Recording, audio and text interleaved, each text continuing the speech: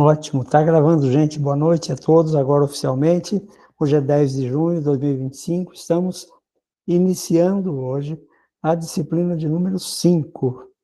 Cláudia, eu vou pedir um favor para você. Nós ficamos com uma pequena pendência na aula passada e a Bruna vai tratar dessa pequena pendência um pouquinho no começo, tudo bem? Claro, sem problema.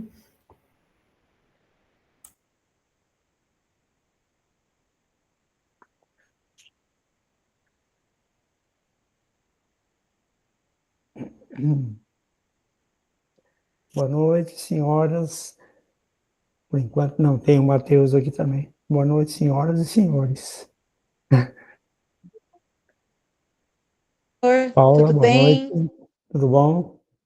Boa noite a todos. Boa noite.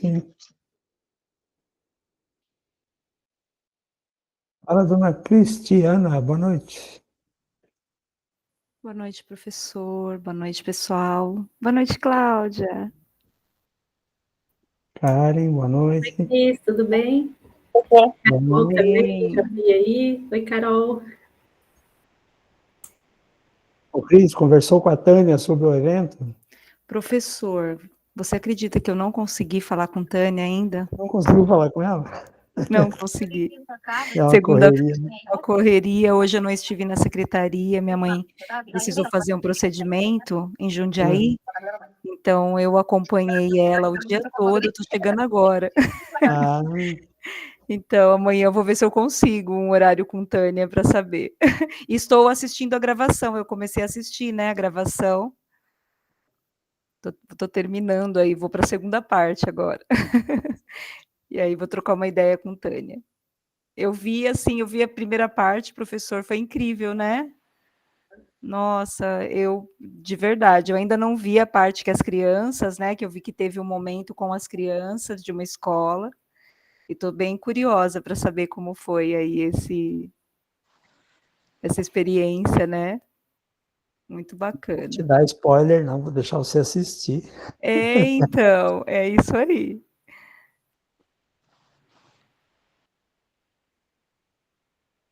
Mas foi muito bom.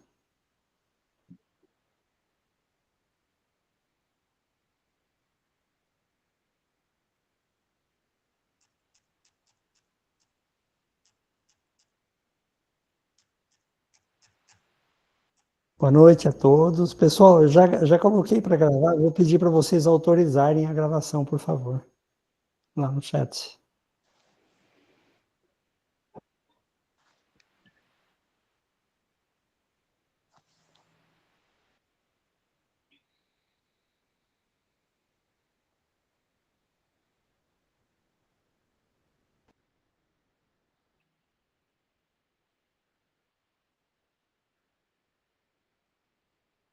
Dona Andréia, boa noite. Boa noite a todo mundo que chegou. Vai autorizando no chat, por gentileza. Boa noite, Sueli, tudo bem? Lucimara, Thaís, Boa noite. Rosimeire, Boa noite, Cleide, boa professor. Boa noite. noite a todos. Boa noite, Claudinha. Boa noite.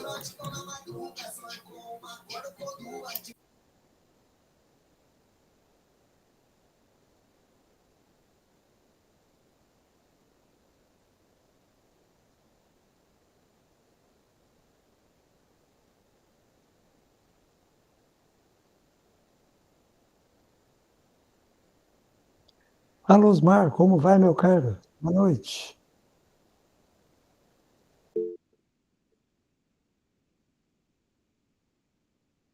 Ixi, o seu som tá com problema ainda, né, Osmar?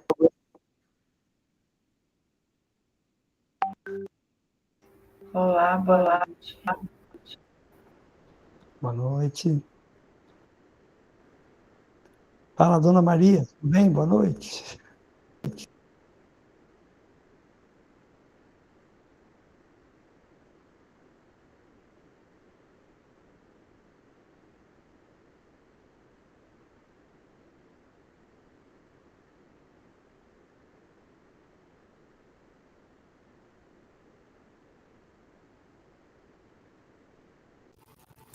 Boa noite, professor. Boa noite, pessoal. Flávio, Selene, boa noite. Estou vendo quem que eu não cumprimentei ainda, que está com a janelinha aberta já. Boa noite, professor.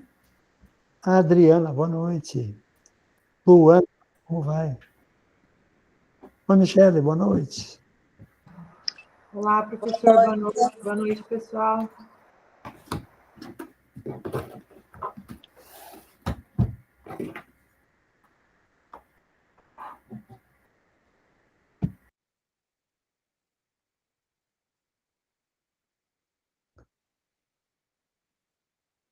Boa noite, Kate.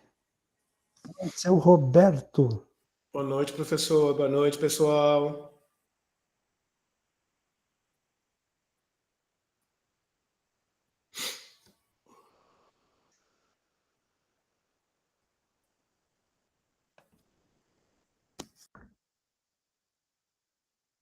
Ô, Roberto, vou te pedir um pequeno favor. Eu estou preparando a minha apresentação para a banca amanhã. Eu vou ficar com a minha janelinha fechada. Qualquer coisa, você me dá um toque no WhatsApp, por favor. Pode ficar tranquilo, professor. A Cláudia já está aí, já vi a Cláudia. Cláudia, tudo Cláudia. bem? Tranquilo, professor. Boa noite, Roberto, tudo bom? Tudo, e você, como é que tá? Tudo bem também.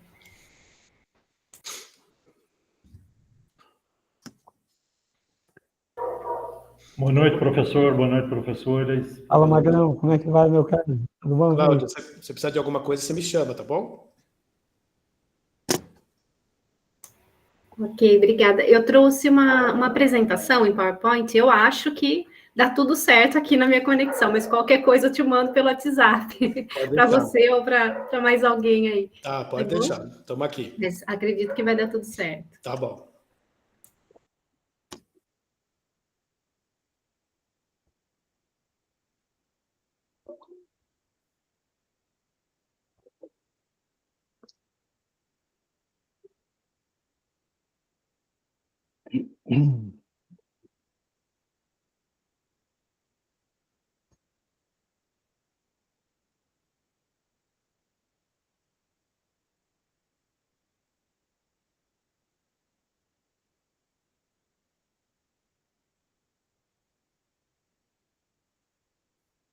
Vou aproveitar esse último minuto que falta. Já vou abrir aqui com a conversa com a Bruna. Eu quero agradecer a presença da professora Cláudia, está lá em cima, com a janelinha aberta. Vai ser uma disciplina muito bacana. Eu acho que a aula da Cláudia é uma aula muito boa de assistir também. Eu gosto demais. Né, Cláudia? A gente já se ajustou nesses últimos... É a terceira oferta, Cláudia, que você participa? É a terceira. Que bacana, viu? Olha, eu agradeço imensamente. Pessoal, nós vamos começar, na verdade, a Bruna pediu direito de resposta, a pergunta do Roberto. Sabe daquela pessoa que não leva desaforo para casa, né? Então ela falou, não, eu preciso responder o Roberto. Então eu pedi licença para a Cláudia, para ela tratar aquela pergunta do Roberto, que ela queria também dar a sua resposta e trazer uma reflexão rapidinho, e em seguida a gente vai passar para a Cláudia. Obrigado, viu, Cláudia? Vamos lá, dona Bruna. Vamos lá, né, professor? Boa noite, professor Flávio. Boa noite, Cláudia. Boa noite, Roberto. Na verdade, eu estou vindo a pedido do Matheus, que ele pediu para eu explicar o que eu expliquei no seminário. Então, já que a resposta é minha, eu vou jogar a culpa para outro. Isso. Muito bom. Quem não teve a possibilidade... Agora eu vou fazer um pouquinho de merchan, tá, Flávio? Quem não teve a possibilidade de assistir o seminário online que a gente apresentou sobre a Escola Outra, assista, que eu acho que talvez a minha resposta fique um pouco mais clara depois de assistir a apresentação das crianças de Hortolândia. O Roberto me perguntou se a gente ser um professor melhor, a gente vai ser só um professor melhor e talvez não um professor outro. E no dia que ele me perguntou, eu realmente não sabia essa resposta. Não, me pegou de calça curta, como dizem. Mas, depois de assistir o seminário, a apresentação da professora Camila, e principalmente a apresentação dos alunos da professora Kelly de Hortolândia, eu tive um insight ainda no final da minha apresentação, eu acabei respondendo que Se a gente fizer o nosso melhor, porque não é ser um professor melhor, mas é enquanto a gente faz a nossa atitude de ser melhor. Por exemplo, assim, a gente que trabalha com a autobiografia, a gente aprende que nós temos que analisar a nossa prática. Qual que é o significado de melhor? Melhor é aquilo do que o bom, ele está acima do bom. E aí o Flávio falou assim, poxa, mas é o melhor para quem? É o melhor para o aluno, para a comunidade, para a escola? Para quem que é esse melhor? Eu, enquanto professora, eu penso que eu faço o meu melhor para os meus alunos. A minha prática, ela tem que ser melhor do que ela era ontem. Porque se eu fizer uma análise da minha autobiografia, eu tenho 2 caminhos para seguir. Ou eu vou mudar a minha prática positivamente e vou atingir os meus alunos, desenvolvendo o desejo deles pelo aprendizado, que foi o que a Kelly deixou ali muito claro para a gente no seminário, das crianças pesquisarem, elas conseguirem explicar o que é o autismo, que foram falas assim, que acho que todo mundo que estava lá, que viu, ficou muito emocionado. Você dá voz para essas crianças, ou tem aquela... Então, a gente está elevando o nosso nível de conhecimento, a gente está elevando o nosso trabalho, a gente melhorou o nosso trabalho, a nossa prática. Mas tem uma outra possibilidade. Eu posso fazer uma autoavaliação minha e pensar no pior. Eu não quero fazer isso, a gente pode regredir também. Por isso que quando eu falo do melhor, é que a gente tem que melhorar a nossa prática, porque senão... E é o melhor para o aluno, porque eu cheguei à conclusão assim, vendo a Kelly lá e as crianças apresentarem, a partir do momento que ela teve uma atitude que melhorou a convivência e o interesse dessas crianças, ela não melhorou só a criança, a atitude, ela melhorou a criança na relação enquanto escola, provavelmente o rendimento dessas crianças no ambiente educacional também melhorou, porque elas têm vontade de ir lá. E a menina que está lá do 7º ano que apresentou, foi a última que falou, é engraçado que ela saiu da escola, mas ela se sente pertencente à escola da professora Kelly, e não à escola que ela está lá. Então, a minha prática enquanto professora, outra, é ter uma atitude melhor com os meus alunos. E não é questão de ser um professor melhor para a instituição, porque para mim a instituição está em segundo plano. Eu sou professora por causa das crianças. Porque se eu pensar só em ser um professor outro, porque aqui é o termo do professor outro que o professor Flávio sempre explicou para a gente, é a diferenciação entre o professor da escola mesma. Então, o professor mesmo e o professor outro. Se eu não tiver uma visão que a minha atitude pode ser positiva, eu posso ser um professor pior. Eu posso ser um professor ruim que vai chegar lá na sala de aula e vai trazer a régua de madeira para bater nas crianças na palmatória, como era comum na época que meu pai estudou. Eu sei que eu fui dramática agora, até assim, eu achei que a gente pega até às vezes um pouco pesado. Mas a gente tem que ter assim, não é porque a gente usa às vezes o melhor que o melhor, nossa, não. É o melhor visando o outro, o diferente. Daquela prática que eu falei assim, cara, essa prática não funciona para mim. Se fizesse comigo enquanto criança, eu não ia gostar. Então, assim, Matheus, eu espero que tenha te representado na resposta. Porque, assim, foram 15 dias pensando e o insight veio no seminário, porque o Flávio, ele gosta de soltar muitas pulgas nas nossas orelhas, mas eu acho que a gente precisa também aprender um pouco a se posicionar. Mas, assim, Roberto, eu gostei da pergunta porque eu fiquei pensando, talvez, assim, a gente não concorde com a resposta, mas, assim, é o meu ponto de vista.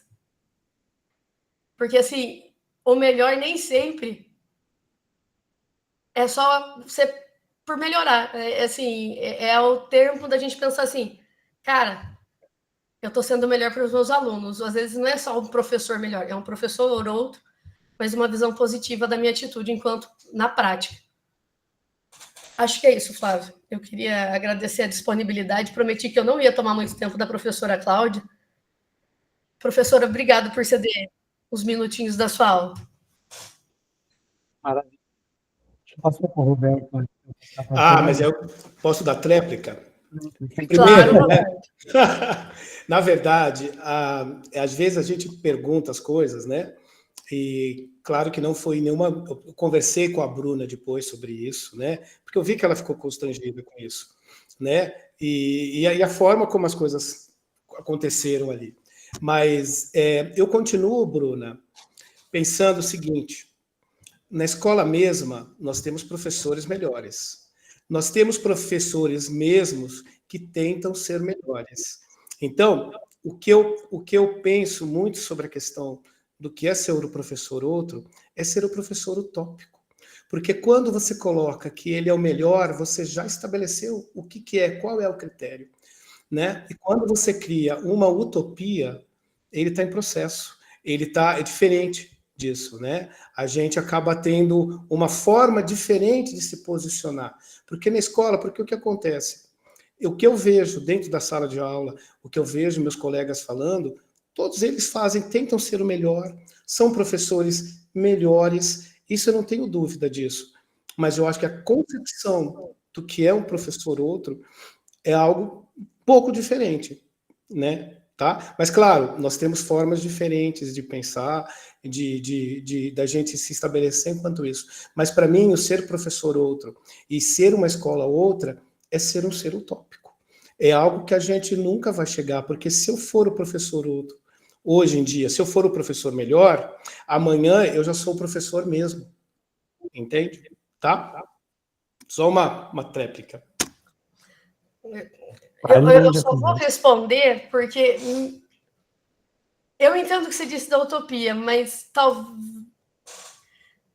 você implicou com o meu melhor.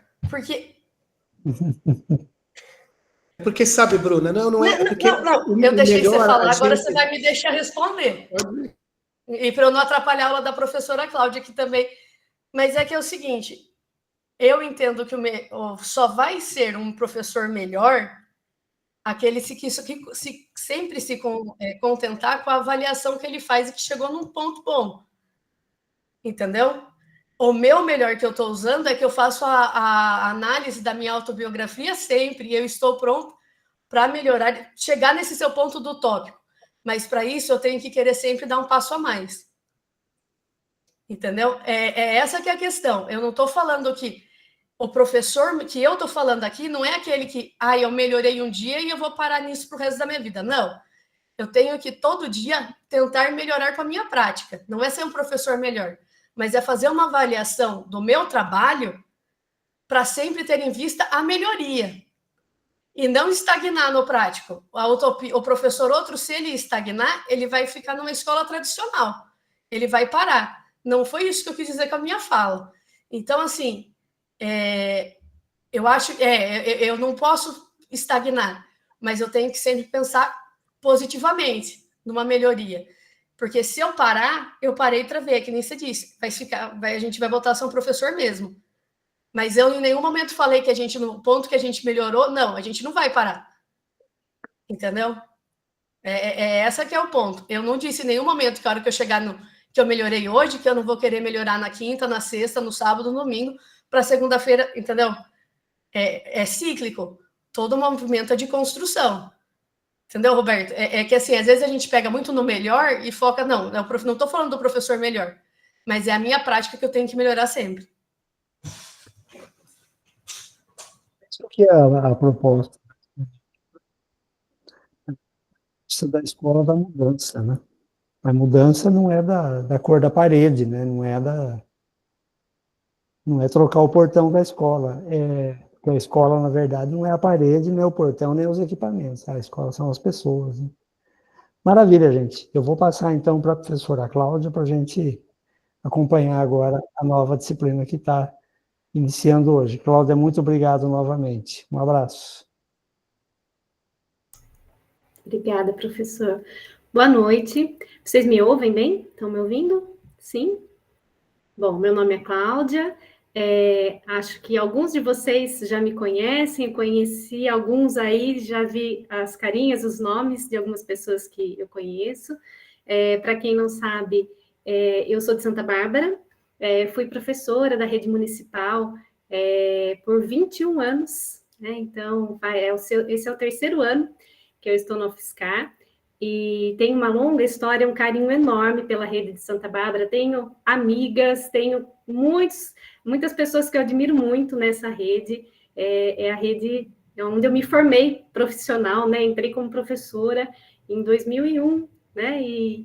E é uma rede que é muito especial para mim. E agora estou na UFSCar como docente, esse é o terceiro ano, e vou compartilhar com vocês um pouquinho sobre a leitura, que é a minha área de interesse. Para quem me conhece, é um tema que eu amo, que eu gosto, é uma paixão, e eu tenho o privilégio de poder atuar nessa área agora, pesquisando e fazendo disciplinas, né, na UFSCar que tem essa temática. Então, vou trazer um pouquinho para vocês das reflexões que eu tenho feito na graduação, em pedagogia, e também tentando aproximar aí dessa questão da relação com o saber, que é o tema, né, dessa pós. Eu acompanho essa pós, às vezes mais de perto, às vezes mais de longe, mas estive na coordenação no primeiro ano que foi implantado na rede, em 2020, 21 ou 22, acho que foi, né? Então, conheço a proposta, conheço um pouquinho do trabalho e espero contribuir aí com a reflexão de vocês. Sei que é desafiador, né, a gente pensar nessa escola outra, mas espero poder dar aí uma contribuição para essa reflexão, fazendo uma ponte com a questão da leitura, tá bom? Eu vou compartilhar com vocês a minha tela aqui, então, peço um minutinho para vocês, vamos ver se vai dar certo aqui.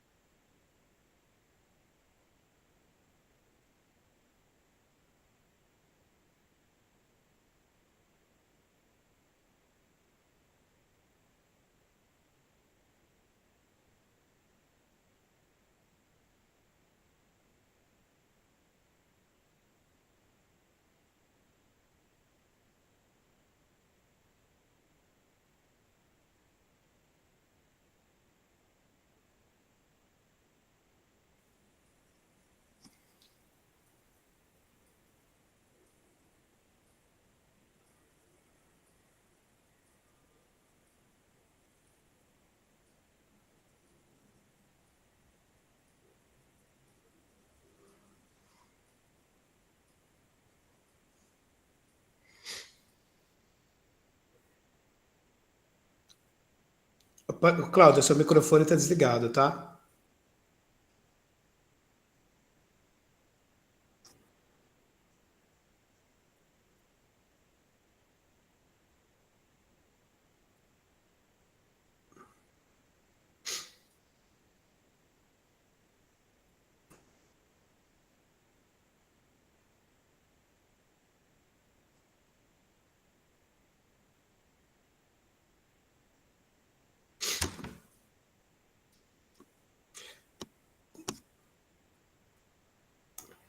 Não está entrando, não sei por quê. Vamos fazer mais uma tentativa aqui.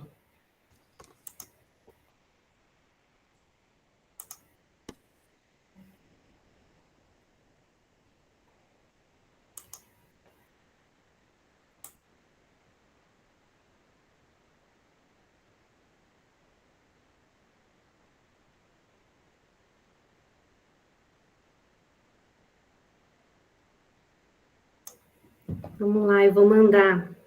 Carol, será que você consegue compartilhar para mim aí? Porque eu não consigo abrir, não sei o que está acontecendo aqui. Vou mandar no seu WhatsApp. Tá bom. Por gentileza. Deixa eu te achar aqui. Veja se você consegue, por favor.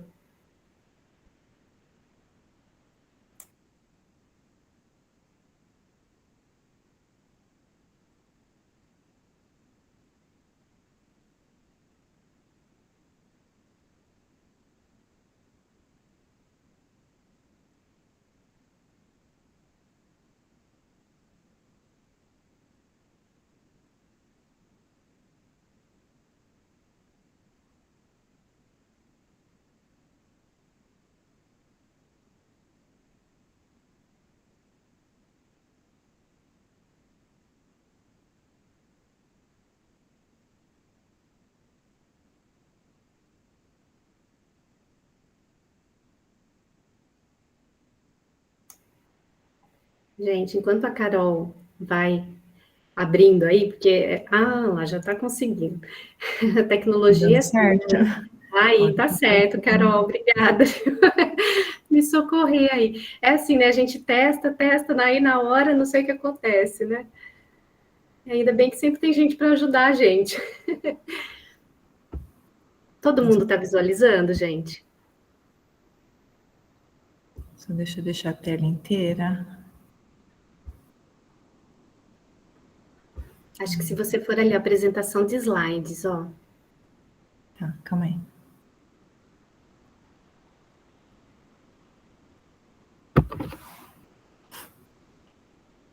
Foi. Aí, ai, Carol, obrigada. Imagina. Gente, então vamos lá. A proposta dessa disciplina é a gente pensar a leitura na relação com o saber, né? A partir da perspectiva do Charlot. E aí, pode passar, Carol, por gentileza.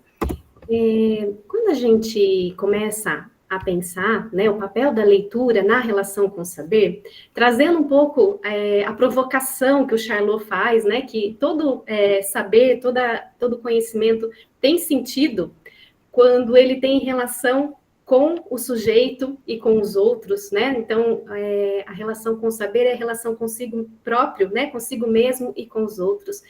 Isso provoca a gente a pensar, olhando para a leitura, né? Então, qual é o papel da leitura nessa relação com o saber? Porque é tão comum a gente ouvir, né? E dizer e repetir isso, né? Que a leitura é muito importante, né? E aqui a gente está partindo desse pressuposto, né, que a leitura tem um papel importante na relação com o saber, nós vamos falar um pouquinho sobre isso nessa disciplina, mas aí eu queria convidar vocês a pensarem, né, começar a nossa disciplina pensando sobre isso. Qual é o papel da leitura? E aí, além de pensar na relação com o saber, né, na vida, porque se tem algo que é importante na nossa relação com o saber, é porque é importante na vida. Né? E aí eu queria convidar vocês a pensarem sobre isso e se colocarem, pode ser no chat, pode ser abrindo o microfone. Qual será que é o papel da leitura na nossa vida? Alguém se arrisca aí a pensar sobre isso, a falar sobre isso? Por que será que a leitura é importante? Ela é importante? Se ela é, por quê? Por que a leitura é importante na nossa vida? E aí, o que vocês acham? Alguém consegue formular uma resposta para essa pergunta? Eu fico tentada a responder. Por favor. Mas eu acho que é chover no molhado também. Porque a leitura é tudo. Tudo parte de uma leitura. Ainda que não seja leitura de letras, propriamente,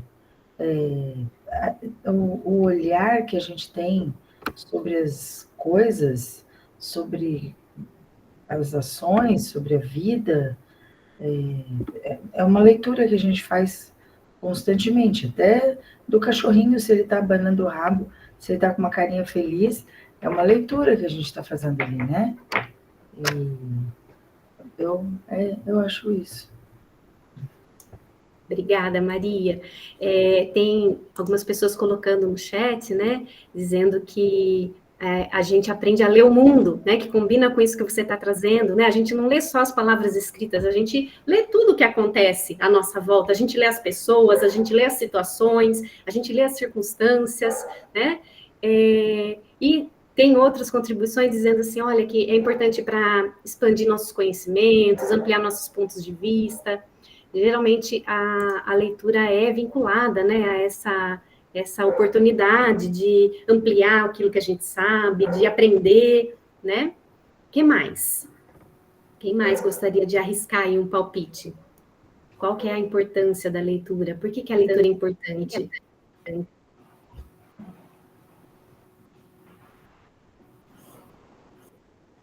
Pois não, Osmar.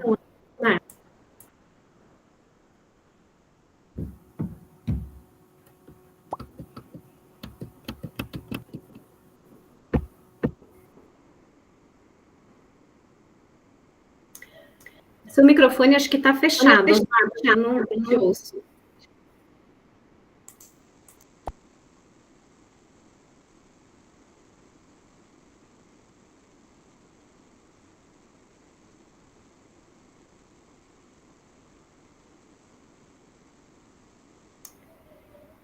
Se você quiser escrever no chat, Osmar, ainda bem que não sou só eu, né, que tenho problemas com a tecnologia, estamos todos no mesmo barco com os imprevistos, né, da tecnologia. Fique à vontade, Osmar, se você quiser escrever aquilo que você gostaria de compartilhar. A Alice também está escrevendo que a leitura nos faz passear pelo tempo, pelo espaço, por lugares diferentes, compreender situações vividas e não vividas, isso, principalmente a literatura, né, Alice? Vários autores apontam sobre como a literatura, ela proporciona essa oportunidade da gente estar num lugar, né, através dos personagens que a gente nunca poderia estar na nossa vida, né, no percurso de uma vida, é impossível que a gente vivencie tantas experiências quanto aquelas que a gente pode vivenciar através da leitura. A Cláudia está dizendo assim, que ela constrói quem nós somos e quem nós nos tornaremos. Então, esse papel da leitura na formação da subjetividade, né? Inclusive, tem autores também que vão falar sobre isso, né? Que ela vai formando a nossa visão de mundo, né? A maneira como a gente entende o mundo. E aí o Osmar compartilhou o seguinte, que a leitura, neurologicamente, ela une memória, visão e som. Tem vários autores também que vão nesse campo, né, da ciência cognitiva e vão falar da influência da leitura, né, no desenvolvimento nosso cognitivo, nas questões da memória, exatamente, como o Osmar falou, no nosso desenvolvimento mesmo, né, cognitivo. Aí tem outras pessoas, a Ivone, dizendo que ler estimula a mente, amplia o vocabulário, ajuda a formar opiniões. Por meio da leitura, o leitor aprende a interpretar, questionar e refletir sobre o mundo ao seu redor, né? Também a gente desenvolve a atenção, desenvolve a subjetividade, promove o desenvolvimento pessoal e intelectual. Aí a Verônica está dizendo que ela é fundamental, né? Porque contribui com o nosso desenvolvimento, amplia conhecimento, estimula a imaginação e a criatividade. Olha, de fato, a gente poderia passar aqui todo o restante da nossa aula falando dos benefícios da leitura, isso está amplamente divulgado, né, em todos os lugares, seja na mídia, nas pesquisas, a importância da leitura e o papel fundamental dela, principalmente nessa sociedade, né, que a gente vive, a Stephanie colocando, né, que ela nos conecta com a sabedoria da humanidade, né, a gente nos permite ter acesso a tantos conhecimentos construídos, né, historicamente. Alguém? Igor? Ai, desculpa. Imagina, fique à vontade. Bom, e aí, então, a nossa reflexão de hoje vai por esse caminho, da gente procurar entender um pouquinho qual é o papel da leitura. Aí a gente vai aprofundar um pouquinho nessa reflexão pensando, mas qual leitura? Todas as leituras? Qualquer tipo de leitura? Todos os modos de ler? Né? Eu trouxe para compartilhar com vocês um livro que é dessa autora, a Marina Colasanti, é uma autora brasileira, que faleceu recentemente, né, uma grande autora premiada, produziu centenas de textos poéticos, contos, uma autora muito reconhecida, e ela escreveu esse pequeno livro aqui, que se chama Como se Fizesse um Cavalo. E o título desse livro, ele remete a uma anedota que se atribui, né, que se diz que foi falada por Michelangelo, aquele escultor grego, que fazia aquelas esculturas perfeitas, né, muito realistas, e dizem que uma vez foi perguntado para ele, mas como que ele conseguia esculpir no mármore, né, na pedra bruta, algo tão realista, né, por exemplo, é uma escultura muito famosa, aquela do cavalo, né, de um cavaleiro no cavalo, né, e aí diz que o Michelangelo respondeu o seguinte, que era simples, bastava tirar do mármore tudo que não era o cavalo, o que sobrasse era o cavalo. E aí a Marina Colasanti vai usar essa anedota, né, esse episódio, para dizer assim, olha, a leitura é tão fundamental na minha vida, né, ela está contando de si mesma, né, que para eu conseguir descobrir o que a leitura fez por mim no decorrer da minha vida, só se eu tirasse tudo que não foi a leitura para descobrir o que sobraria depois disso, né? Então, o que sobrasse seria quem eu teria sido sem a leitura. E é claro, e ela está dizendo aqui, e ela vai contando nesse livro todas as memórias, todas as lembranças, todas as experiências que ela teve, né, com a leitura, para chegar ao final do livro, então, e concluir assim, olha, não teria sobrado nada, porque a leitura foi fundamental na minha vida, né? Eu não teria sido quem eu sou sem a leitura.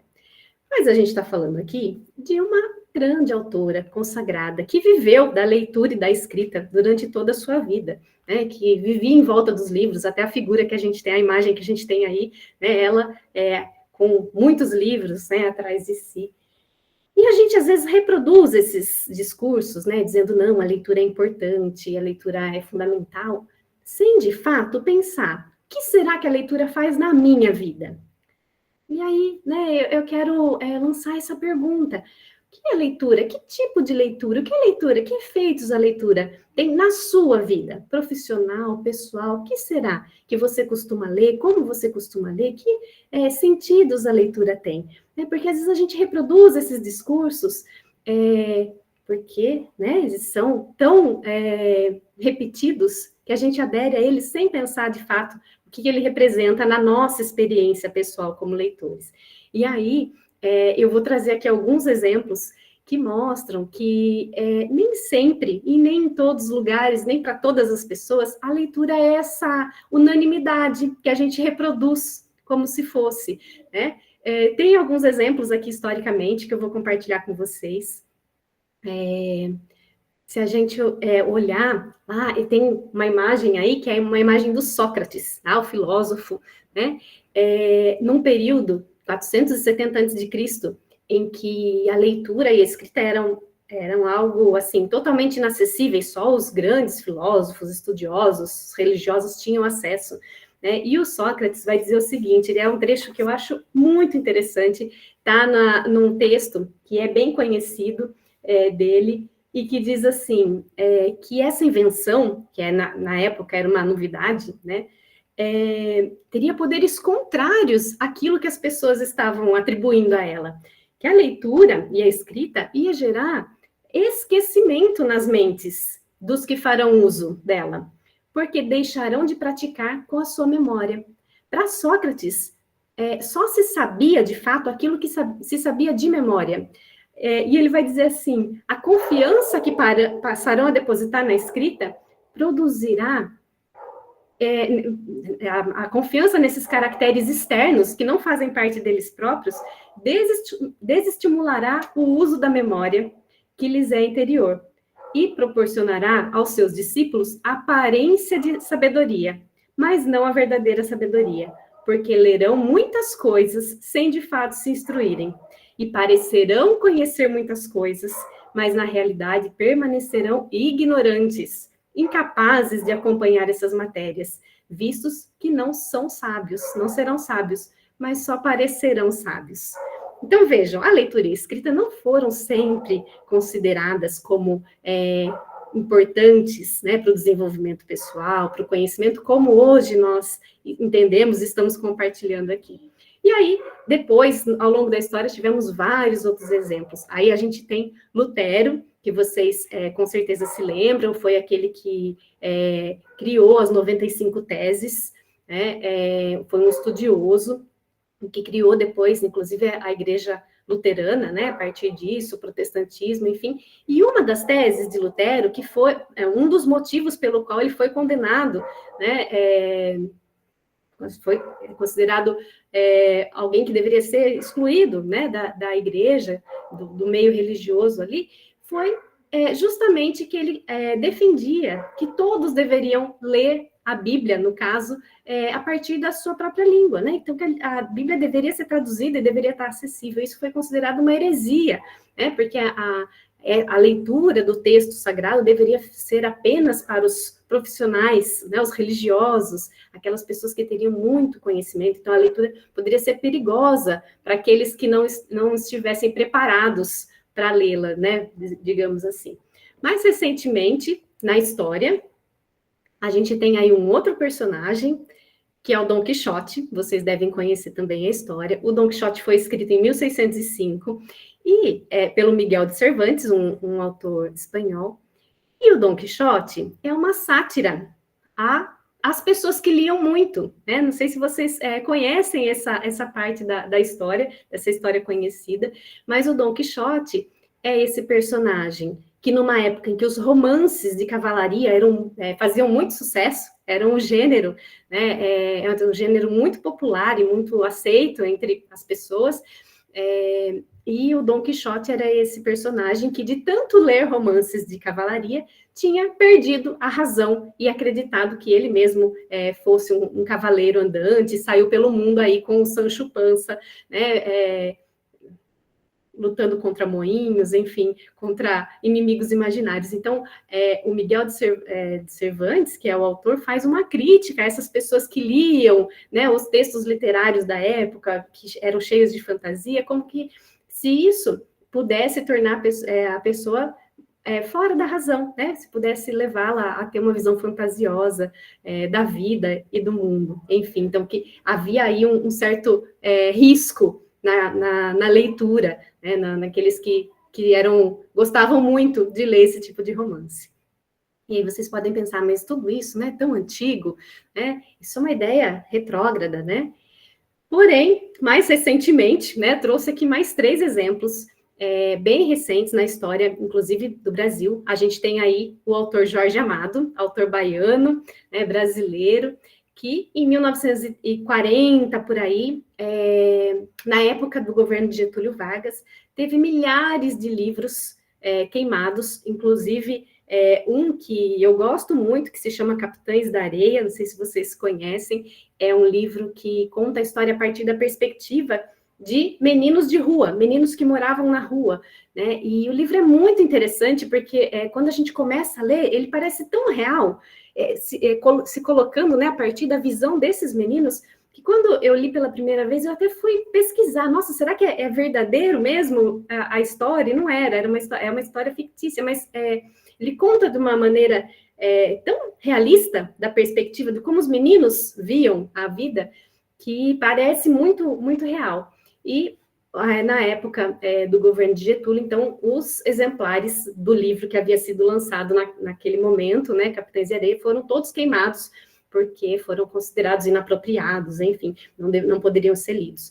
Isso se intensificou, é conhecido, né, de vocês, os episódios de censura que nós tivemos na ditadura militar. Aí a gente tem o governo do Médici, né, General Médici, que estabeleceu o AI-5, que foi aquela medida que cancelou as liberdades individuais, né, e estabeleceu a censura. Então, muitos livros também, nesse período, foram proibidos, inclusive nas redações dos jornais, na própria redação, havia funcionários da repressão que ficavam ali junto 24 horas por dia nas sessões de jornal, conferindo o que poderia ser escrito, o que não poderia, né? Então, também essa ideia de que, olha, a leitura é perigosa, né? Tem coisas apropriadas e tem coisas que as pessoas não devem ler.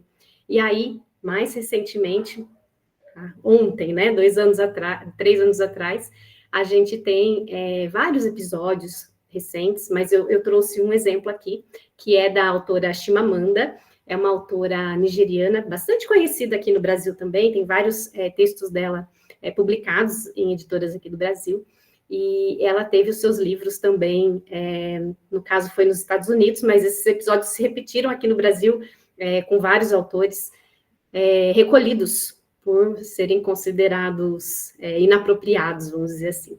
Então, essa ideia, né, de que algumas leituras são permitidas para algumas pessoas e para outras não, ela ainda está em vigor, vamos dizer assim. Ela vem de uma ideia lá de Sócrates, né, muito antiga, mas que permanece, talvez na nossa bolha, né, nós, professores, pessoas que atuamos na escola, tenhamos essa ideia de que a leitura é, sim, algo fundamental, mas isso não é um consenso geral, né? E aí a Stephanie que está compartilhando, né? Ouvi uma frase, deixa eu abrir aqui para poder ler inteiro. Não é porque você leu bons livros e conhece coisas boas que você é inteligente. Você pode ser apenas um idiota com boas referências. Olha, Stephanie, a gente vai ver aqui, né, que a leitura, justamente, ela não é boa ou má em si mesma, né? Que tudo depende da maneira como a gente lê, que leituras, né, a gente faz. Então, tem a ver com essa ideia, sim. Bom, e aí, pode passar, Carol, por gentileza. O Luiz Percival Leme Brito, que é um autor brasileiro, um pesquisador da leitura, ele vai dizer o seguinte, pegando esse gancho, né, do que a Stephanie trouxe, vejam só, o hábito de leitura não é bom ou mal em si. A gente tem essa primeira iniciativa de dizer a leitura é boa, e realmente a gente acredita nisso, né?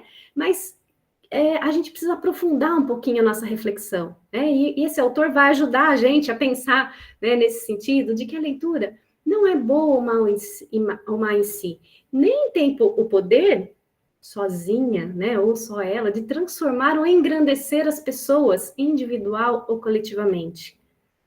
E aí ele vai dizer o seguinte, ao nos perguntarmos sobre a leitura, há que se indagar também sobre os objetos sobre o qual ela incide, os modos como se realiza e as relações que se estabelecem em função dela. E aí, a partir daqui, que a gente vou trazer para vocês algumas ideias para a gente pensar sobre qual é essa leitura, né, que faz relação com a nossa vida. Então, olhando para esses três aspectos, né? Quais são os objetos de leitura? Volta um pouquinho, por gentileza, Carol, na frase. O que se lê, o modo como se lê e quais as relações a gente faz a partir disso. Então, vou trazer aqui para vocês algumas ideias pautadas nesse indicador, né, que o Brito vai nos dar para a gente pensar a leitura. Bom, vamos lá, então. E aí, vamos começar pensando, então, sobre a primeira coisa que ele traz, né, o que se lê, né, quais objetos de leitura. Eu gosto de classificar a leitura, e aí é algo, assim, uma maneira que eu encontrei para organizar, né, nos meus estudos, nas minhas aulas sobre leitura, eu trago 3 categorias, né, da leitura. Então, quando a gente pensa, o que se lê? O primeiro tipo de leitura, gente, é o que eu chamo de leitura utilitária. O que seria a leitura utilitária? Olha, utilidade, né? Qual que é a ideia que traz? É aquela leitura imediata, de caráter pragmático. Todo mundo aqui hoje, com certeza, leu muitas coisas. A gente lê o horário da live de hoje, qual vai ser a aula mesmo, que disciplina que qual é a professora, né? Confere alguma informação, um endereço, um preço de um produto, enfim, a gente precisa da leitura da hora que a gente acorda, né? Olhar no relógio, que horas são, quais são os compromissos do dia, conferir quais aulas que a gente tem na escola para dar, enfim. Essa leitura é mais de caráter utilitário, que é muito importante na nossa vida, a gente usa o tempo todo para as questões corriqueiras, né, do cotidiano. Porém, é uma leitura que a gente não poderia dizer que ela tem um potencial aí de trazer tudo aquilo que a gente compartilhou no começo, né? Vocês trouxeram aqui, olha, a leitura, ela nos ajuda a ampliar conhecimentos, ela nos faz pensar, nos ajuda a refletir sobre as coisas. Não é essa leitura, né? Essa é uma leitura de caráter absolutamente pragmático. E que muitas vezes, depois que a gente leu, a gente já esquece a informação. Olhei, vi que aula que passou o dia de hoje, esqueço aquela informação. Né? Em segundo lugar, tem um outro tipo de leitura, que é a leitura que eu chamo de leitura instrutiva. Gente, a leitura instrutiva é aquela leitura que a gente faz na nossa vida profissional, na nossa vida acadêmica, escolar. São as leituras de textos informativos. Eu acho que alguém está com o microfone aberto. Aí, pronto, fechou. Obrigada. São as leituras para a gente aprender algo, desde uma receita que a gente vai fazer, até montar um móvel, até se informar, ler uma notícia de jornal, ler um texto da pós, né? Um texto para aula, para assistir a aula, ler um texto da escola, que a gente vai compartilhar no HTPC, que a gente vai estudar no HTPC. São leituras que a gente faz para aprender algo. Elas têm um potencial de ampliar nossa visão? Pode ser que sim, né? Pode ser, mas não necessariamente. Muitas vezes a gente usou aquele texto para atender uma demanda cotidiana e também ela não transforma a nossa maneira de ver o mundo, não faz uma diferença na nossa subjetividade. E aí, por último, a gente tem um terceiro objeto de leitura, que, para usar a expressão que o Brito usa, né? Quais são os objetos de leitura? A gente tem um terceiro tipo de leitura, que eu vou chamar de leitura pessoal. Eu vi que alguém compartilhou aqui no chat, não deu tempo de ler, mas alguém falando dos autores franceses, né? A Petit, que é a autora do texto que que eu convidei vocês a lerem para a aula de hoje, que é o capítulo 2 desse livro aqui, Leituras do Espaço Íntimo ao Espaço Público. A Rouxel, que é uma outra autora francesa, que vai falar da leitura subjetiva. São autores que vão falar dessa leitura pessoal, que é essa leitura que a gente faz não para atender demandas da vida cotidiana, mas que a gente faz por curiosidade, por querer saber, por querer entender sobre um assunto, para se aprofundar numa reflexão, para repensar uma ideia. São leituras que mexem com a gente, né? Leituras de formação do sujeito leitor, exatamente, Douglas. Essas referências, né, desses autores franceses são referências que eu gosto muito, né, porque vão tratar dessa leitura nessa dimensão que eu defendo, né, que tem um potencial aí para, de fato, ser essa leitura que mexe com as nossas certezas, que faz a gente se questionar, né, e possibilitar que a gente se repense. A Michelle Petit vai dizer o seguinte, que, olha, o ser humano é um ser que tem tanta necessidade de pensar sobre a vida, de pensar sobre si, que é um sujeito que pode utilizar, ela vai dizer exatamente assim, desde uma sinfonia de Beethoven até um escrito num pedaço de madeira, para se repensar a si mesmo. Então, nesse livro, ela vai dizer, olha, o ser humano pode usar de tudo. Então, sei lá, de repente, né, pode ser que você, a partir de um preço que você viu lá no mercado, de uma informação básica, né, de um endereço, enfim, da leitura mais utilitária possível, você encontre aí um fio da meada para pensar sobre si, sobre os outros, sobre a sua vida. Mas essas leituras mais utilitárias e até as instrutivas, em geral, não são as leituras que contribuem para isso que a gente geralmente caracteriza, né, sobre a leitura, essa leitura que nos transforma, que amplia a nossa visão. E aí, essa aula, né, é um convite para a gente olhar para as nossas próprias leituras, né? Qual é a relação que a gente tem estabelecido com as leituras? Que papel a leitura tem feito na nossa vida? Será que a gente tem, cada um, né, vocês não precisam responder, mas vão se olhando aí, né, no seu cotidiano, na última semana, no último mês, no último ano, que tipos de leitura será que você fez? Será que você fez apenas leituras utilitárias, essas do dia a dia, né, das informações rápidas, né, de conferir uma informação, um dado? Será que você fez leituras instrutivas? Instrutiva no sentido de aprender algo, de seguir uma receita, de obter uma informação sobre determinado assunto? Ou será que você conseguiu olhar para outros tipos de textos no seu cotidiano? Leituras a partir dos seus interesses, de coisas que você tem curiosidade de aprender, de entender melhor, né, de repensar, que você quer saber mais. Que tipos de leitura será que a gente tem feito no nosso dia a dia? Então, fica essa pergunta aí, porque ela faz parte, inclusive, da tarefa que vocês vão ter para essa disciplina a partir da aula de hoje. Vou deixar essa perguntinha aí com vocês, tá? Bom, então, pensamos sobre os objetos de leitura. Então, já vimos que eles podem ser desde os mais superficiais, né, mais básicos, até os mais profundos, que vão contribuir, de fato, para isso que a gente atribui à leitura desse poder de repensar e de transformar. Bom, caminhando mais um pouquinho, então, A gente vai pensar também sobre os modos de ler, que é o segundo aspecto que o Brito, né, aquele autor, vai trazer para a gente. Olha, primeiro a gente precisa pensar sobre o que se lê. Então, eu já trouxe aqui 3 tipos de leitura para vocês olharem. E agora a gente vai pensar um pouquinho sobre os modos de ler. Como a gente lê? Porque não basta ter textos ótimos, a gente pode ter acesso na escola, na faculdade, na nossa vida pessoal, a textos maravilhosos, mas ler de uma forma que não traga reflexão, né?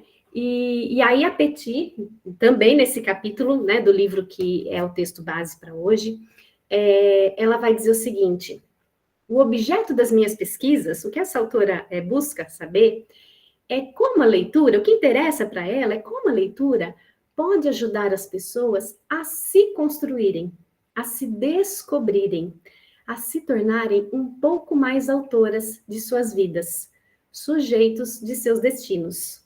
Interessa-me particularmente descrever como, apropriando-se de textos ou fragmentos de textos, crianças e adolescentes, mulheres e homens elaboram um espaço de liberdade a partir do qual podem dar sentido às suas vidas. A Petit, gente, ela é uma pesquisadora francesa que passou vários anos em regiões marginalizadas da França, em bairros vulneráveis, em ambientes rurais, de pouquíssimo acesso aos livros, assim como aqui no Brasil a gente tem essa situação, provavelmente muito mais grave do que na França, mas essa autora ela foi buscar nesses lugares onde não se tinha acesso, ou se tinha pouco acesso aos livros, ela foi buscar pessoas que eram leitores. E ela se interessou justamente por esses leitores.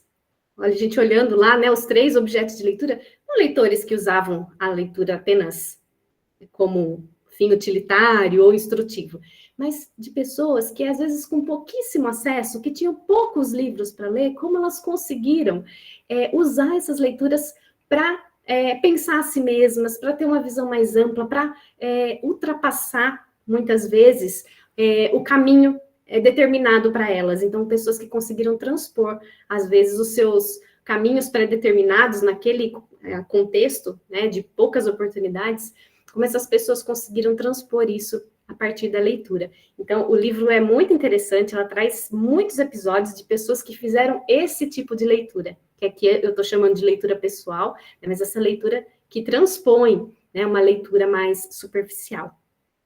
Vamos seguir mais um pouquinho.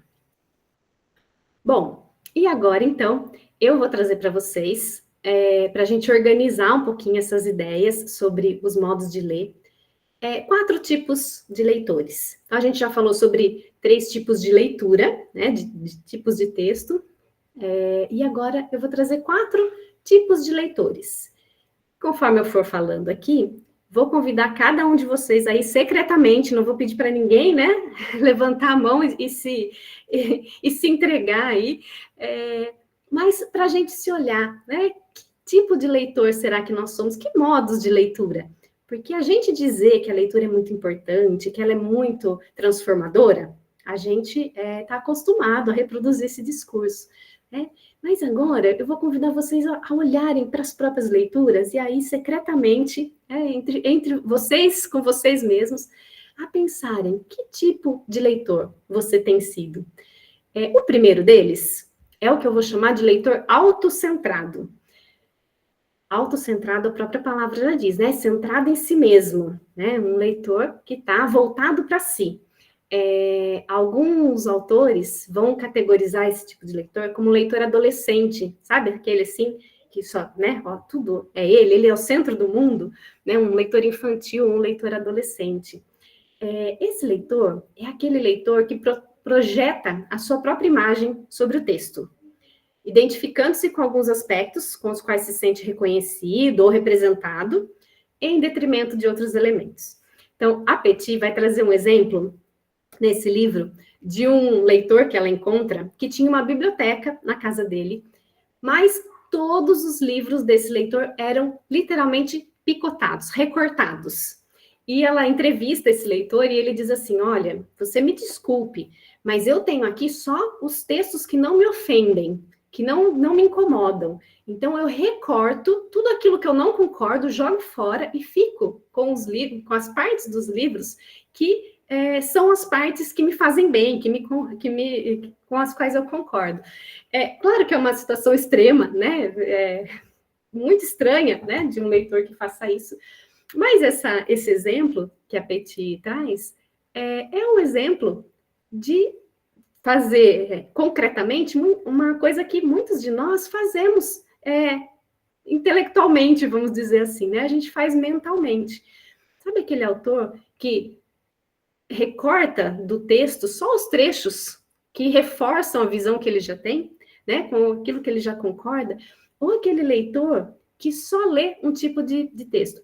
Eu só leio, vou dar aqui um exemplo aleatório, tá, gente? Só leio, sei lá, contos de terror porque eu gosto, ou só leio romances policiais, enfim, nada contra os gêneros, gente, só exemplo. Eu só leio esse tipo de texto porque eu já sei o que eu vou achar, é o que eu gosto, leio para espairecer, para relaxar, eu não quero ser confrontada. Secretamente, muitos de nós fazemos isso, né? Muitas vezes a gente só lê aquilo com que a gente já se sente confortável, que já vai confirmar aquilo que a gente acredita já. Será que esse tipo de leitura tem esse potencial que a gente falou lá no começo, de fazer a gente repensar nossas ideias, de aprofundar as nossas reflexões? Bom, esse é o primeiro tipo de leitura, o primeiro jeito de ler. E nós temos um segundo tipo de leitor, que eu gosto de chamar como leitor inocente. Gente, o leitor inocente é o leitor crédulo, sabe, crédulo? Aquele que acredita em tudo que ele lê. Está escrito, é verdade.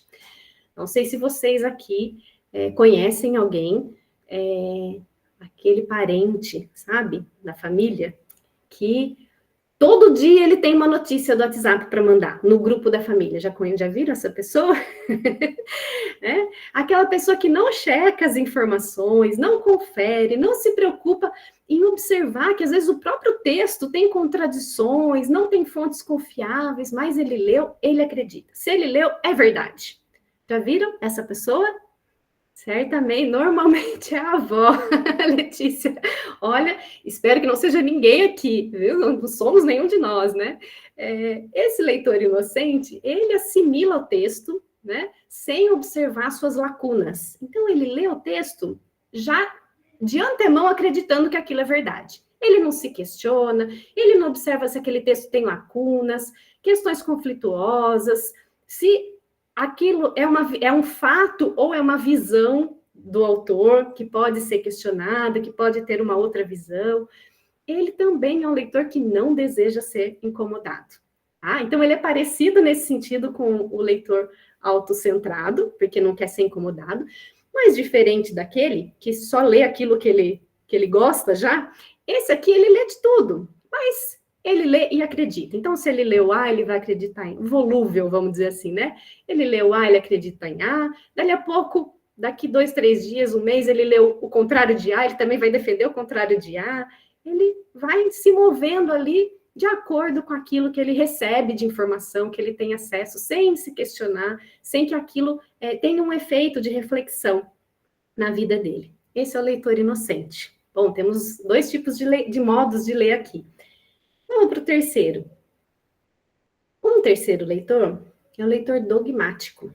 Veja, dogmático tem a ver com dogma, né? Com crença, com paradigmas, com modelos. Esse leitor é aquele que tem ideias muito pré-definidas do que ele acredita, do que ele defende. Ele já tem uma ideia alicerçada, fundamentada, ele tem o argumento. Não importa o que você fale, ele não está aberto a escutar. Ele tem uma ideia prévia, né? E essa ideia prévia tem uma hipertrofia, vamos dizer assim, em relação a tudo que ele lê, né? Então, ele vai, a partir dessa visão, ele vai olhar para os textos supervalorizando tudo aquilo que reforça a sua visão e desconsiderando aquilo que pode questionar a sua visão. Então, é um tipo de leitor que vai buscar, em geral, leituras de um mesmo assunto. de um mesmo assunto, de uma mesma visão de mundo, de uma mesma perspectiva. Qual que é o risco, né, desse leitor? Em tempos em que nós temos visto, né, ideias extremas, né, ideias de intolerância, ideias de ódio a quem pensa diferente, seja qual for a perspectiva, né, em tempos de redes sociais e algoritmos, né, todos nós estamos sujeitos a nos tornarmos esse leitor, né, porque a maneira como a gente lê hoje em dia está muito ligada às redes sociais e aos conteúdos online, né, e o algoritmo, ele justamente nos dá sempre aquilo que a gente busca, né, que a gente demonstra interesse. Eu não sei como vocês utilizam, né, as redes sociais, mas eu vou compartilhar com vocês, né, uma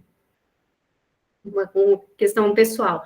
Eu uso pouco redes sociais, mas tenho o Instagram há muitos anos já, e vocês devem ter observado, né, uma coisa que eu tenho observado, que ao longo do tempo, quando eu comecei a usar Instagram, a gente tinha um número ali de páginas que a gente seguia, quando a gente finalizava, via tudo ali, finalizei, você viu todas as mensagens, as postagens. Ao longo do tempo, foram surgindo propagandas no meio, propagandas, posts patrocinados. Hoje em dia, mesmo que eu tomo esse cuidado, eu tenho um limite ali de número de coisas que eu sigo, e quando eu percebo que eu estou aumentando muito, eu vou lá e faço uma limpa e tiro. E mesmo quando tem coisas boas, tá, gente? Tem coisas muito boas, né? Inclusive pesquisadores que também estão online, trazendo conteúdos sérios, conteúdos importantes. Eu sigo várias páginas, inclusive sobre leitura, sobre literatura infantil, que é um tema que eu gosto. Tem gente muito séria, né? Mas eu comecei a observar que cada vez mais a gente vai sendo envolvido, né, por esse algoritmo. E que, a partir do momento que eu fui limitando, né, o número, isso não foi tendo mais efeito. Por quê? Vai surgindo tantos posts parecidos entre meio àqueles que eu sigo que você nunca chega ao final, né? E o algoritmo funciona assim, ele vai te dando, né, aquilo que te interessa, e quando a gente se percebe, a gente já passou ali muitos minutos, e se a gente parar para olhar, após ter ficado ali 40, 50, uma hora, se a gente se perguntar, nossa, o que eu li mesmo? O que eu vi? Que assunto que eu vi? Vocês já pararam para se perguntar isso? Muitas vezes a gente não sabe. Por quê? Foram aquelas leituras tão rápidas e tão superficiais que a gente nem consegue ter tempo de assimilar o que de fato a gente viu, muito menos refletir sobre, né? Pensar sobre, questionar, porque as redes sociais são feitas assim, né? Elas são feitas para nos dar doses rápidas, né? E cada vez mais rápidas e em maior quantidade daquilo que a gente demonstra interesse.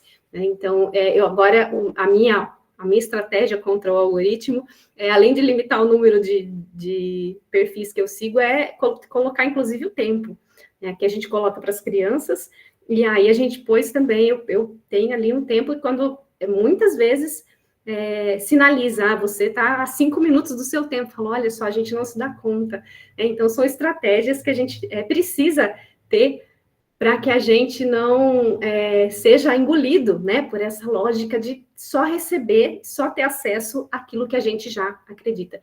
Mesmo quando são coisas produtivas, vamos pensar assim, né, vamos dizer assim, teve uma época em que eu segui muitos perfis sobre educação respeitosa, por exemplo, né, vários conteúdos muito, muito bons sobre educação respeitosa, educação positiva, numa época que os meus filhos eram menores, né? E eu comecei a perceber também que esses conteúdos se repetem. Então, você vai seguindo, você passa um certo tempo, e você vai vendo a repetição. Então, alguém postou aqui, dali a pouco outra pessoa posta a mesma coisa, e outra pessoa posta igual. Então, vejam, mesmo que seja uma coisa positiva, vamos dizer assim, né? Olha, estou aprendendo com isso, né? Estou buscando refletir. Se você só vai vendo as mesmas coisas, aquilo em algum momento para de acrescentar. Porque você já viu, você já sabe, já pensou sobre aquilo, é só reprodução de algo que você já acredita. Então, vejam, são exercícios que a gente, como leitor, né, nesse mundo hiperconectado, precisa fazer para tomar cuidado, para que a gente não leia apenas aquilo que já confirma o que a gente acredita. Né? Porque essa leitura não é a leitura que expande a nossa visão. Então, esse terceiro leitor, esse leitor dogmático, que só lê aquilo que ele já acredita. Bom, e aí, por último, o quarto tipo de leitor, vocês vão falar, nossa, né, mas então, olha só, além de pensar nos tipos de texto que eu leio, nossa, ainda tenho que olhar para mim, né, como que eu leio? Temos 3 objetos de leitura aí, o utilitário, o instrutivo e o pessoal, e a gente viu aqui que é o pessoal que tem esse maior potencial, né, para nos ajudar a pensar a nossa visão de mundo. E temos 4 tipos de leitores. Os 3 primeiros a gente já viu que eles não nos ajudam, né, a repensar. O leitor inocente, né, esse leitor infantil, né, que só lê para passar o tempo, para se distrair. O leitor crédulo, que acredita em tudo que lê e não se questiona. O leitor dogmático ou ideológico, que só lê aquilo que ele já acredita. E aí, por último, então, mas como que a gente vai ler de uma maneira que, de fato, seja tudo aquilo que a gente falou no começo? Bom, aí eu trouxe aqui um termo que é de um autor que se chama Bakhtin, que vai dizer o seguinte, do leitor dialógico. E dialógico, vocês sabem, como o próprio nome diz, né, tem a ver com diálogo. O que é um leitor dialógico? É esse leitor que vai para o texto com disposição, com abertura para saber o que esse texto pode trazer de novo, de diferente, que outra perspectiva que esse texto pode me trazer. E vejam só que bonito esse trecho, né, do Bakhtin. Ele vai dizer assim, o sujeito da compreensão, a gente pode dizer o leitor, aquele que está se dispondo, né, a entender um texto, a ler um texto, enfoca a obra, vai para a obra com sua visão de mundo, já formada, o seu ponto de vista, as suas posições. Gente, ninguém é uma tábula rasa, né? Todos nós temos as nossas ideias, as nossas percepções. Em certa medida, de alguma forma, essas posições determinam a sua avaliação. Então, como a gente vai olhar para esse texto? Mas, neste caso, desse leitor dialógico, elas mesmas, ou seja, as suas ideias, já não continuam imutáveis. Elas não são inflexíveis. Elas se sujeitam à ação da obra, que sempre traz algo novo. O sujeito da compreensão não pode excluir a possibilidade de mudança e até de renúncia aos seus pontos de vista e posições já prontos. No ato de compreensão, desenvolve-se uma luta, ou seja, eu me debato com aquele texto, eu repenso, eu questiono, eu brigo com o texto, né? Cujo resultado é a mudança mútua e o enriquecimento. Gente, olha que bonito isso, não é? Muito bonito, né? Então, esse tipo de leitura, que em geral são as leituras pessoais que a gente faz por desejo de conhecer, por desejo de aprender, né? É um tipo de leitura que esse sim vai nos ajudar a repensar, a ampliar nossa visão de mundo, né? E claro, é importante dizer, eu sempre gosto de frisar isso quando eu falo sobre o assunto da leitura. Todos nós, gente, não somos um só leitor, tá? A gente lê de tudo, então os textos que a gente lê, os conteúdos, os objetos de leitura são muitos, desde os mais utilitários até os mais pessoais. E o modo de leitura também é plural. Ninguém é só um leitor dialógico. Eu sou um leitor dialógico. Ninguém pode se dizer assim, né? O Douglas está falando aqui que Bakhtin é brilhante, né? O texto pode ser o lugar de manifestação da realidade e do encontro com o outro. Bakhtin vai trazer essa ideia de alteridade, né? E ele vai dizer também, Douglas, pegando o gancho que você está falando aí, né? Que a nossa subjetividade, a nossa visão de mundo é formada pelos discursos. Nós somos seres que falamos sobre as coisas, né? A gente entende as coisas falando sobre elas, né? E ele vai dizer o seguinte, que quanto mais unívocos, ou seja, uma única voz, um único discurso, uma única maneira de ver o mundo, quanto mais unívocos forem os discursos com os quais a gente convive, então, se a gente convive no ambiente familiar, num contexto social em que as ideias são muito fechadas, muito fixas, olha, é assim, muito dogmáticas, mais a nossa visão de mundo vai ser assim, né? Intolerante, inflexível, não aceita a visão do outro. E quanto mais plurais, polissêmicas, né?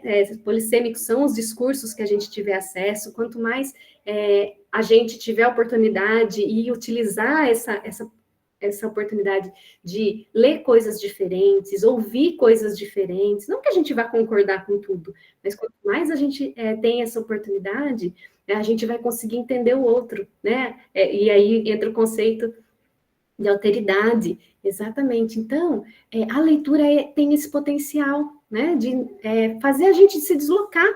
Tanto a leitura literária, quando nos coloca diante de um personagem que é completamente oposto daquilo que a gente vive ou que a gente acredita, como as leituras formais, acadêmicas, profissionais, enfim, quando trazem reflexões, ideias das quais a gente nunca tinha pensado, né? Nossa, nunca tinha pensado nisso, nunca tinha visto desse jeito, né? Então, é claro que a gente vai conviver a gente vai ser vários tipos de leitores. Tem hora que a gente vai querer ler só para espairecer, né? Só passar lá o dedinho na rede social, né?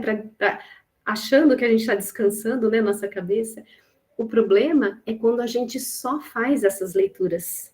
Quando a gente não se desafia, quando a gente não se abre para ler textos mais densos, mais profundos, e aí trazendo para a escola, né? Estou caminhando aqui para o final da minha reflexão, né? Quando a gente pensa na escola, qual tipo de leitura que a gente está proporcionando na escola? Porque muitas vezes em casa as pessoas não têm acesso, elas não têm oportunidades, né? De acesso a livros, a textos diferentes. Então, a escola é esse lugar da pluralidade, né, de ter acesso a livros dos mais variados gêneros, autores, estilos, temas, né? A escola tem essa responsabilidade, né, para que também se possa ler como um leitor dialógico, né? E aí, pode passar, Carol. A gente, a partir dessa ideia, né, dos objetos de leitura, então, quais os 3 tipos de textos que você tem lido, e desses modos de ler, desses 4 modos de ler, né, como um leitor inocente, um leitor crédulo, um leitor dogmático, ou um leitor dialógico, eu deixo a pergunta, né, que tipo de leitor é você? Que leitor você tem sido? Né? Será que você só tem conseguido fazer leituras utilitárias na sua rotina? Né, só leituras instrutivas? Ou será que você tem conseguido ler também textos pessoais que te mobilizam a aprender, a conhecer, a repensar? Será que a maneira como você tem lido, né, é uma leitura em que você só lê aquilo que que te deixa confortável, que é gostosinho? Ou será que você tem se desafiado a ler textos que te ajudam a repensar? E aí, eu trouxe aqui 2 quadrinhos, 2 tirinhas que eu amo de paixão. Uma é do Calvin. Deixa só o primeiro, Carol, por gentileza. O Calvin é esse personagem danado, né? Que não gosta de estudar, não gosta da escola e não gosta de ler, né? O Calvin é muitos de nós, muitas vezes, né? Ou muitos dos nossos alunos. E ele está ali dizendo o seguinte: eu li este livro que você pegou para mim. Veja, devolvendo o livro. Olha, ele leu, que bom. E aí, o que você achou? E aí, no segundo quadrinho, ele realmente me fez enxergar as coisas de forma diferente. Me deu muito o que pensar. Veja, provavelmente uma leitura que atingiu aí o nível pessoal, fez ele pensar. E ele conseguiu fazer de forma dialógica. Olha, ele não, né? Ele pensou sobre o que ele leu. Aí, acho, não sei se a mãe, se a professora, né, fala assim, fico feliz que tenha gostado, né? Olha que bom, né, gente? E ele diz assim, está complicando a minha vida, não me traga mais nenhum. Esse é o Calvin, né? Será que a gente tem sido Calvin, gente? Será que a gente tem feito esse tipo de leitura no nosso cotidiano, apenas daquilo que já é confortável para a gente, aquilo que a gente já acredita, né? Aquilo que a gente já sabe? Ou será que a gente tem se desafiado a fazer outras leituras? Porque tudo aquilo que a gente falou no início, né, essa leitura que transforma, que dá acesso, que nos faz repensar, olha, não é toda leitura, não é qualquer leitura. E aí a gente pode ser o Calvin, eu não quero pensar, não quero repensar as minhas convicções, não quero questionar, quero só ler coisas gostosinhas. Ou a gente pode ser como a Mafalda. A Mafalda é outra personagem, pode passar, por gentileza, Carol. Uma personagem também muito querida do Quino, né? E ela diz o seguinte, olha, diferente do Calvin, viver sem ler é perigoso, te obriga a crer no que te dizem. E a gente poderia acrescentar aqui, olha, lê só aquilo que você já sabe, que você já acredita, que você já conhece, também é perigoso, né? Porque se você só lê aquilo que você já acredita, que você já sabe, que você já conhece, olha, você não vai ter oportunidades de pensar outras coisas, de ver de outras perspectivas, né?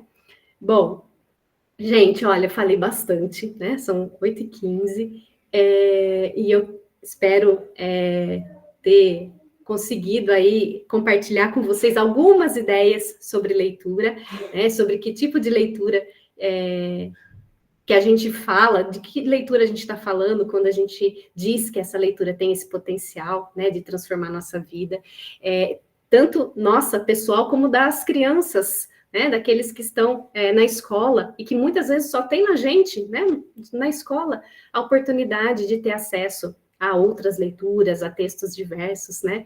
Então, que tipo de leitor será que a gente tem sido e que tipo de leitura a gente tem promovido? É uma leitura igual do Calvin? É uma leitura como a da Mafalda, né? Vou encerrando, então, a minha fala. Carol, muito obrigada, me salvou aí. E gostaria de abrir um espaço agora para vocês compartilharem que ideias que mobilizou, né, essa reflexão. Se vocês têm dúvidas, tem algo que vocês gostariam de perguntar, de conversar, enfim. Fico à disposição de vocês. Quem quiser colocar alguma coisa. Pois não, Osmar? Tá dando para me ouvir aí? Tá dando para me ouvir? Sim, tá dando sim. Só um minuto.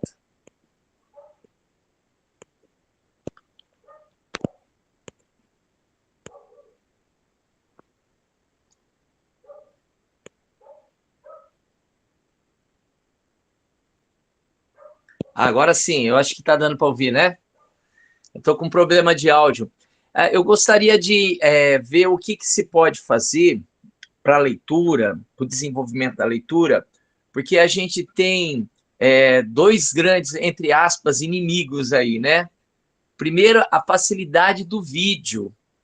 A gente vê uns absurdos, assim, com muita facilidade no YouTube, umas reduções de texto, assim, de ideias, assim, que são perigosas mesmo, né? Basta a gente ver o movimento que tem, desculpa se alguém é terraplanista, né? Mas a gente vê, agora perdeu a força, mas há alguns anos aí estava terrível essa ideia de terraplanismo, e a gente via que as pessoas realmente não sabiam o que estavam falando, e era passado de um para o outro através de vídeo, de YouTube. E todas as respostas estavam ali em um livrinho do ensino médio na biblioteca, tá? E que ninguém queria ler, tá? E o outro ponto é esse hábito que a gente tem, infelizmente eu também peguei, que a gente vai ler uma notícia e a gente vai só rolando e a gente, eu não quero ver, já vai na resposta direta, e a gente roda. Inclusive tem alguns textos assim que são terríveis de ler, né? Você vê que a pessoa está enrolando na internet, enrola, e aquela solução tão fraquinha no final que dá até decepção. Então, o que a gente pode trabalhar, como que a gente pode enfrentar aí esses dois grandes monstros, vou colocar como monstros aí. Osmar, que legal a sua reflexão. Realmente, de fato, a gente vive tempos em que essa hiperconexão, né, essa facilidade de acesso a determinados tipos, né, de leitura, que é essa leitura rápida, superficial, e de um conteúdo se sobrepõe ao outro, é algo com que nós vamos ter que lidar, né? Lidamos na contemporaneidade todos os dias.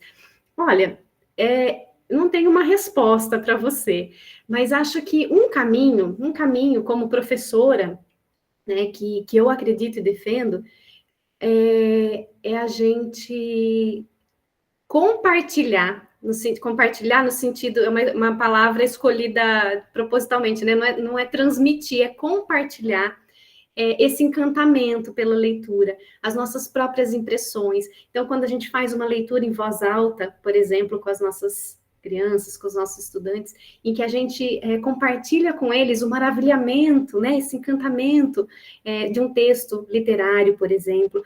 Quando a gente faz uma leitura de um texto jornalístico, né, de um texto informativo, e que a gente demonstra a curiosidade, né, pela informação que aquele texto traz, se põe perguntas para aquele texto, que ele pode responder, ou que pode gerar um interesse por outras leituras. Então, na minha prática como professora, seja no ensino fundamental ou agora na graduação, né, é uma estratégia que eu uso, e que acho que é um caminho, né? Não tem resposta única, né, mas é um caminho.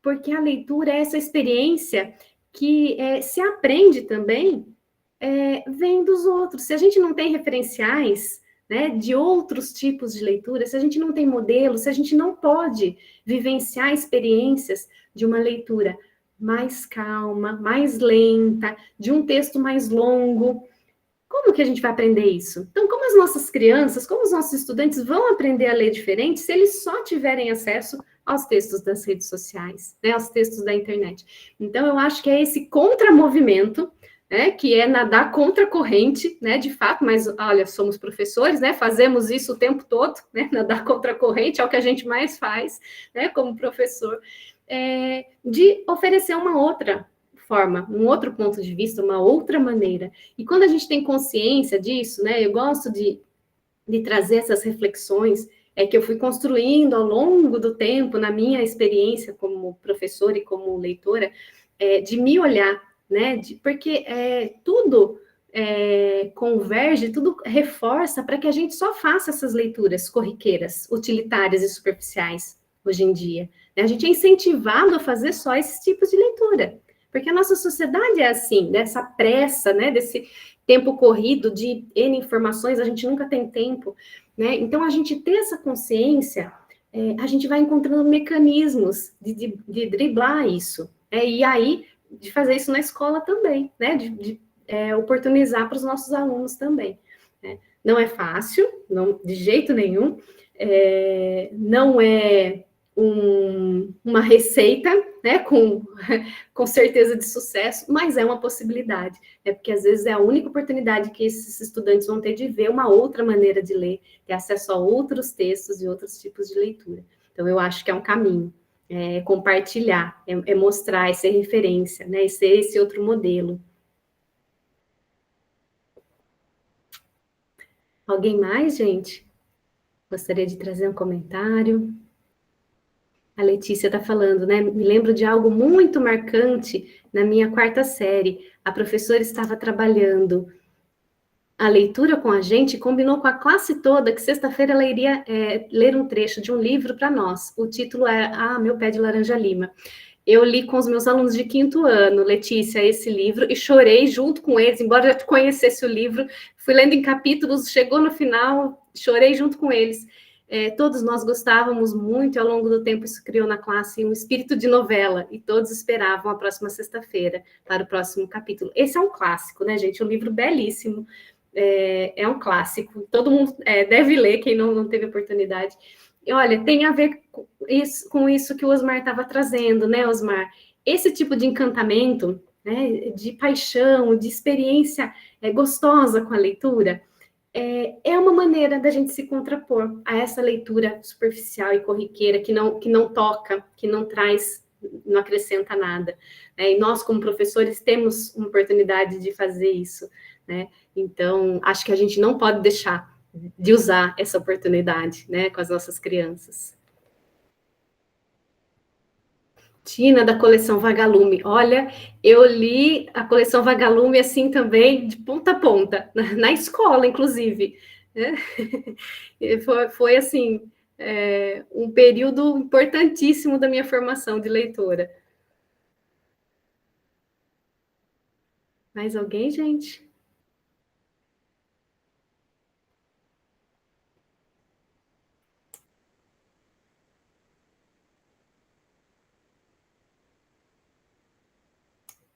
Pois não, Douglas. Estão me ouvindo? Muito bacana a fala da professora Cláudia, eu achei bastante interessante trazer o Bakhtin, que é um autor que eu também trabalhei já. E é muito interessante, né, que você trabalha com as autoras francesas, né, da linha francesa, Annie Huxel, a Michelle Petit, e às vezes a gente vai para esses livros buscando realmente uma receita, né, e a gente descobre que a Michelle Petit, ela não tem receita em nenhum dos livros dela, muito pelo contrário, ela está falando das experiências, e muitas das experiências que não deram certo, inclusive, né. Acho que é nos Jovens e a Leitura que ela trata de muitas experiências que fracassaram em vários lugares, enfim, mas por conta dos contextos, né? E às vezes ela também escreve muito sobre este olhar que não é um fracasso.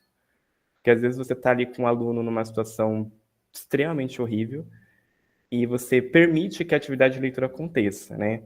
Claro que é importante planejar a atividade de leitura, acho que para quem trabalha com leitura é importante ter um planejamento, né? Mas também tem a questão de deixar o livro acontecer. E às vezes a história vai fracassar, às vezes a história não vai surtir nenhum efeito nas crianças, enfim. E aceitem que esse é o processo de leitura, de se formar leitor, né? Porque um sujeito leitor.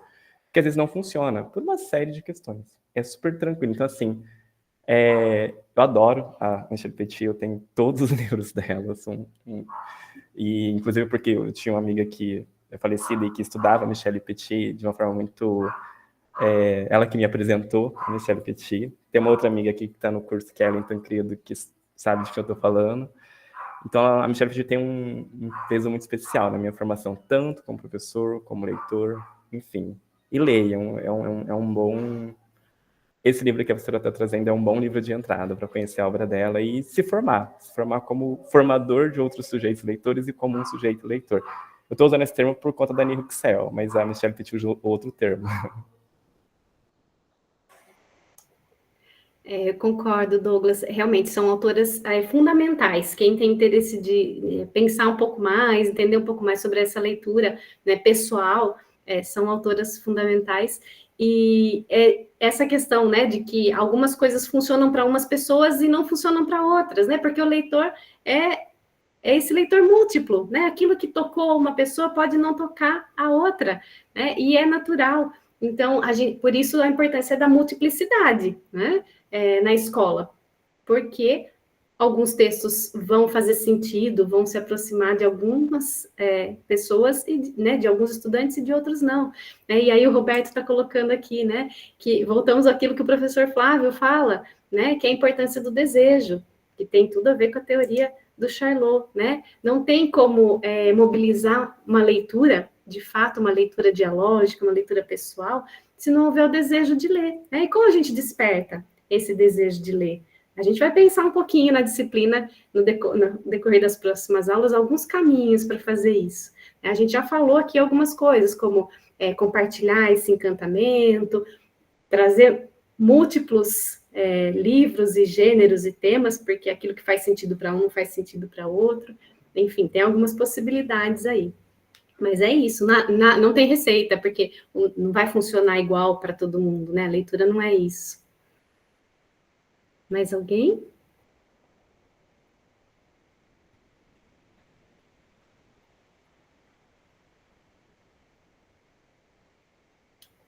Eu não sei se o Roberto, se o professor Flávio tem um fechamento da aula, se a gente vai encerrando.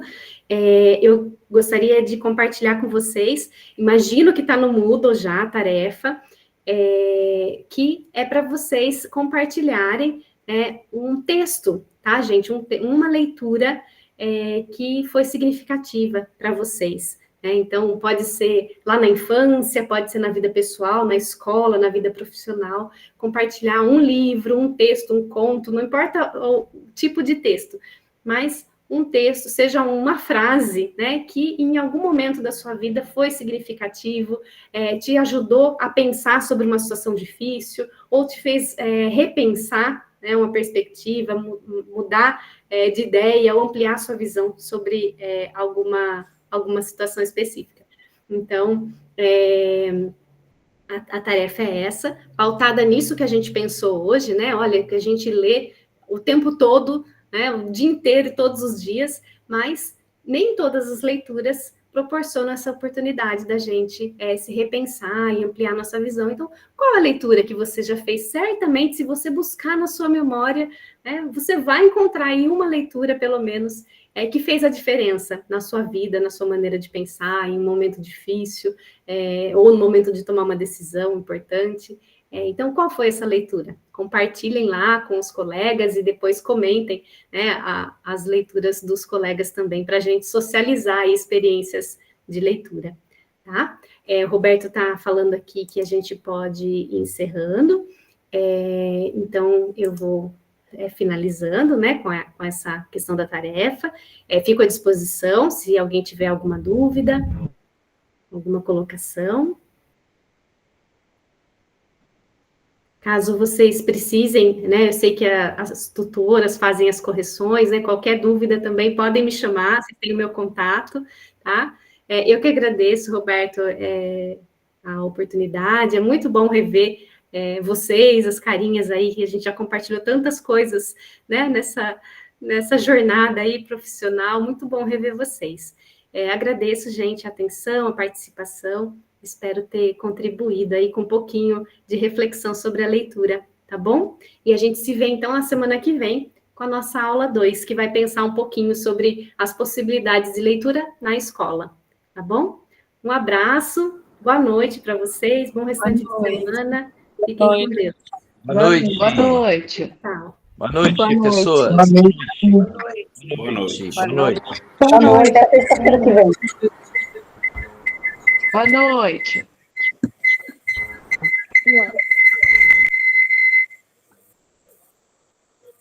Bom, mas não.